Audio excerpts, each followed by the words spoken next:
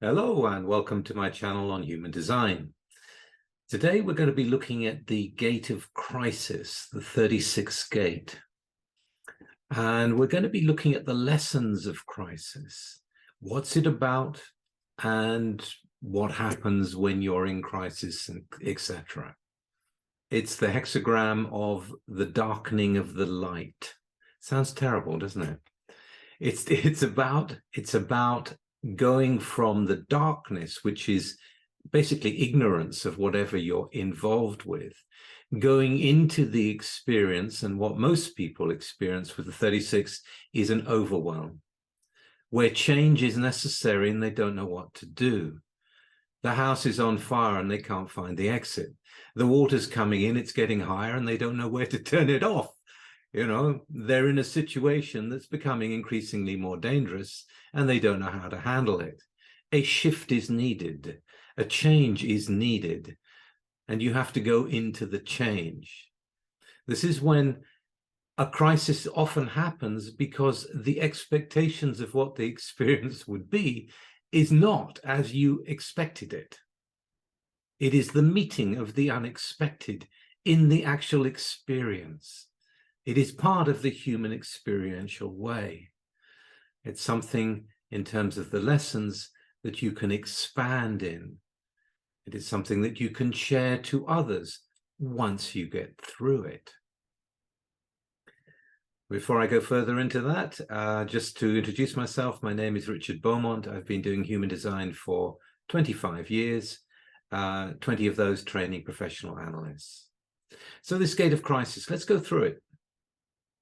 Happily, we have the Rave I Ching, or at least hopefully you've got the Rave I Ching. If not, get it in the descriptions below. There's a link to get your own book so you can see what the frequencies are in each one of the 64 gates. And here I'm going through 36 and gate 1, and this is the line of resistance. Now, I often teach that the first line is a hard line. You know, it's an investigative line. You have to go in and investigate it because you have to. You have to deal with it. You have to get into it. And it teaches us that there is always, if you go through the inexperience, shattering experience, because it's always shattering. It's always like, whoa, what are we going to do now? You know, it's like, well, you better find out. And you're going to find out one way or the other. And it's going to hurt more or less, but you're in the experience. That's what it is to have this gate. That's what it is to bring crisis with you where you go. Not all 36s bring crisis, but a lot of you do. And eventually you get to see that that's happening. And eventually you get to mature in the process of change, of inexperience, and you become more selective. But you have to go into it. You have to have the experience and the fortitude to survive the experience, to get through to the next thing. And when I say the next thing, we're talking about an abstract gate. And in the abstract circuitry, we're always talking about cycles. We're talking about beginnings and middles and ends. When you're first in the crisis and you begin to move out of it, eventually you get out of it and you reflect upon, my God, what was all that about? You know, you have that experience for in your own life to be able to recall it and use it should you get into anything else like that.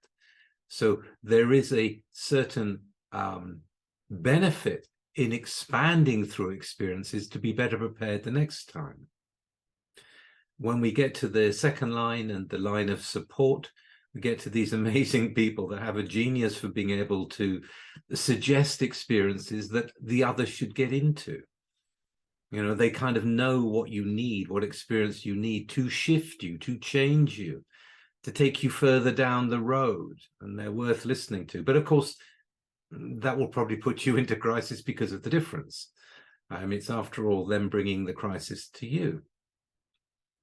And many people with the 36, by the way, can get through their crisis, can move from inexperience to experience quite happily, but it can have an effect on the people around them.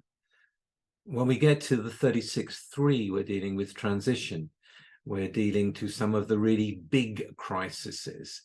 It's a third line. It's an experiential line in an experiential gate.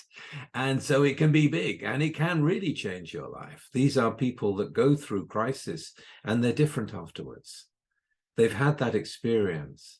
They can often lead a different life because of it, totally different life. It's a whole process they have to go through. The big crisis means a lot of consequences that they have to deal with. When we come to espionage in the 36 line 4, we come to those people who are here to externalize. Fourth line is an externalizing line. So here we have people who are busy looking at other people. The fourth line is fascinated by other people. It is the beginning of the transpersonal process. And they're looking at other people in their crisis, and then they see themselves in the mirror of the other, and they see themselves in a new way, which brings its own crisis to them, where their grounding is shattered, where they have to bring change to their own life. When we come to the 36-5, we come to the line of the underground. And this is the fifth line. This is a practical line. This is the heretical line. And these are people that will probably survive their crisis. There is an immunity to crisis. Once you've been through enough experiences, you get used to it. You get used to being able to handle different crises. Think about the paramedics, think about the soldiers, think about the people that encounter life and death crisis in their everyday lives. These are people that become immune to crisis to some degree. You know, they've had the experience. That doesn't mean they're going to survive everything, but they've got a better chance than most. And of course, they can share it with others and help educate others, help prepare others, help teach the lessons they've learned to others to better enable them to survive whatever the crisis may be. And where does all this lead to? Where does all this experience and crisis and unpleasantness and uncomfortableness and drama, and where does it all lead to? Well, in the 36 line 6, we get a hint of that. This is the line of justice. And the 6th lines are always looking to the next gate. They have the emotional depth to be able to handle crisis, just as the 36-5 do. Think about the 36 being in the solar plex, and it is a gate of emotional depth, just as its mirror in the 48 is a gate of logical solutions and the depth solutions to be applied to the everyday life. So this is about building emotional depth, but it's also looking to see, well, what's beyond the crisis? And beyond the crisis, we get to the next gate in the wheel, which is the 25-1, which is motiveless action. They're looking for action that has no motive. They're looking to be involved in their life in a way without expectations, to be able to get to that point in life where one can live through whatever the experience is in a clean way, always looking for what else there may be. And it takes one into a mystical path, into a way of really getting to center in to what we are as a human being. They come to the gate of universal love. So the lessons in crisis lead eventually into centering ourselves in our own life, and the expansion through that, and the sharing we can offer and receive from others who have gone through it. It leads to a rich and exciting life, actually. It's nothing to go, oh, I don't want any crisis in my life. We all need crisis at some point. We all need to be shifted. We all need to be shattered at some point when we get stuck, when we are living a life that is not functional or is not appropriate to us. So crisis brings many lessons, and it is not to be avoided if it's correct. And if the decision is correctly made and crisis comes, then so be it. It's time for a change. I hope you enjoyed that. If you did, it's time for me to draw this to a close. Please like and subscribe and share. And I will be back very soon with something completely different. Bye for now.